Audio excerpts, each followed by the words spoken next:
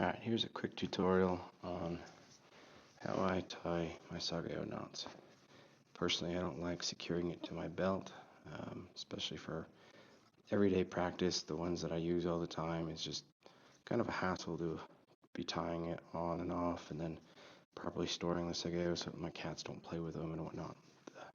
The less long dangly cords I have around, the better. So this is my current favorite knot. I just learned this one from a pretty awesome YouTube channel I just found. I'll be sure to link him and give him credit because very well taught, very easy to learn how to tie this knot.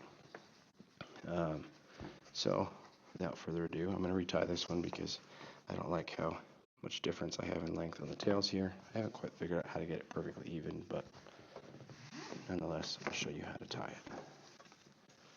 it. So to start out, we're just going to put our Sageo through, and then we're going to pull it through to where it is even.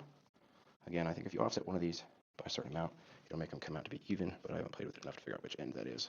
So for today, we're just going to do starting out even with both of them. So once we have that figured out, we're just going to take two of it paired together. I'm going to put my finger through to create some space. I'm going to wrap around the back. I'm going to create a loop in this Sageo here, and then I'm going to feed this loop up through this other loop that I left. When you're first doing this, there's no need for things to be tight because we're going to come through and tighten it later. In fact, if you make it tight now, you'll actually be fighting yourself more than if you leave it a little bit loose. So definitely leave enough loop space here in this loop to be able to push your thumb through. And then if you want, you can leave these two stacked on top of each other, or personally, I prefer to separate them. So I think it has a little bit tighter fit when you do it that way. So I separate it. Again, I'm not worried too much about tightness just yet. Now I'm going to take and fold this guy over to the left, like so. Again, don't pull this tight because you'll pull this loop out. So fold it over here, taking it under, and then I'm going to create another loop down here and feed that up through here, like so. Again, I'm going to put my thumb through here just to make sure that it's not too tight, so I have enough room to play with it later. And then again, I prefer to not stack these on top of each other. I think it comes out a little bit tighter if you don't, and it tends to stay in place better. So I take the top layer and I push it out to the outside. Okay, once I've done that, I'm going to again take these tail, and I'm going to take it over the back again. These little fray marks I have, this is because my cats have gotten into it. This is a silk Sageo, so as soon as their claws hook one little thread, it starts doing this to me. So if you have a nice Sageo, definitely keep it away from your cats. So then I'm going to feed through, create another loop here, and again push that up through here using my thumb. Pull it a little bit tighter, and then again offset to the outside here. Now, I'm almost to the point that I can start tightening things. But before I do, keeping these stacked on top of each other, I'm going to come down here towards the end. See, and again, we have different lengths, so that's all right. We'll finish the tutorial. So I'm going to make a loop in this guy, like so, and then I'm going to take this loop and feed it through all of these. This is why I don't want these too tight, because I want plenty of room to do this. Plus, leaving them loose actually makes it a little bit easier to go through and tighten everything. So now that we're here, we're going to go back to our very beginning one, right here. I'm going to pull it tight. And then, starting with this under one, happens to be the one that is on top here. I'm grabbing in the back, I'm pulling, notice it pulls this one tight. So I'm going to pull on that one, use my finger to hold it tight, and then I'm pulling the inside, and that tightens the outside one. Pull both of those so they're tight. And then I'm going to pull on this guy. Again, pull on the outside one, and I'll tighten the inside. Make sure this guy is flat how I want it to be, right here. Pull and tighten that, not too tight, just firm. Then pull on the inside to tighten the outer loop of that. Make sure those are nice and even on top of each other, like so.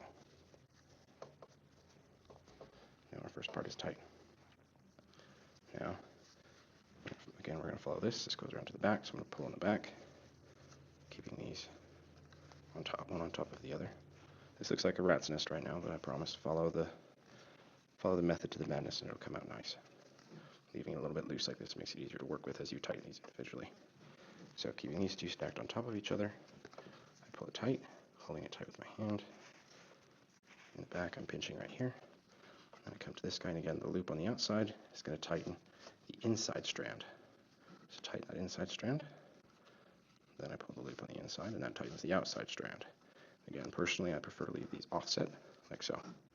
So now those both tight. So now I pull through here.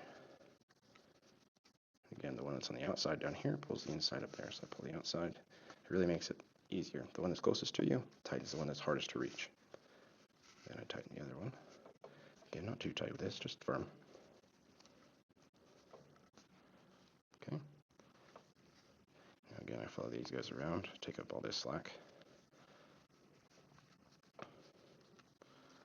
Pulling until it's tight, going this way across. Again, I'm pinching with my finger in the back. Now that I've made sure that's tight, I'm going to come up here. I'm going to pull from the back. Again, the one that's easiest to get to on the outside tightens the under strand.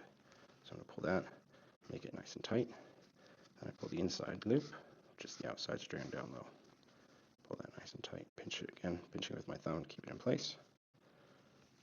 Now following this guide through, comes to here. Again, the outside one translates to the inside one on top. Again, make sure this is flat, right how I want it. Snug. And then the inside also snug. There we go. I'm going to fix these just a little bit. And then tighten them just a little bit. There we go. And now to take up this slack, that is this guy. So again, pulling on the outside one here, pulls the inside one over here. Pull this.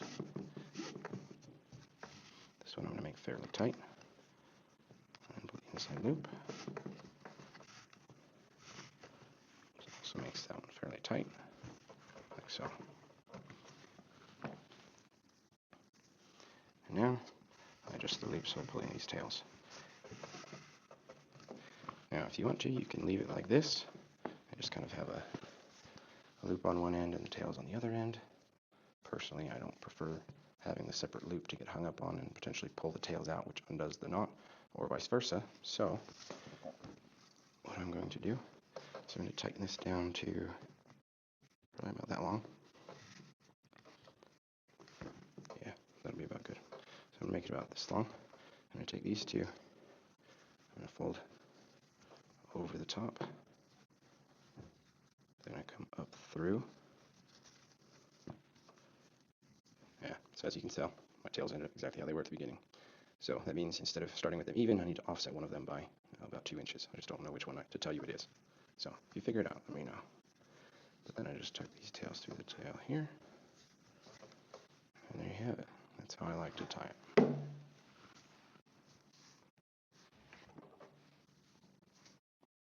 If you want this to be tighter, you just take up some slack out of the loop here, which you don't even have to undo this portion to do. You can just pull on this end to snug it up a little bit, and then feed the slack through,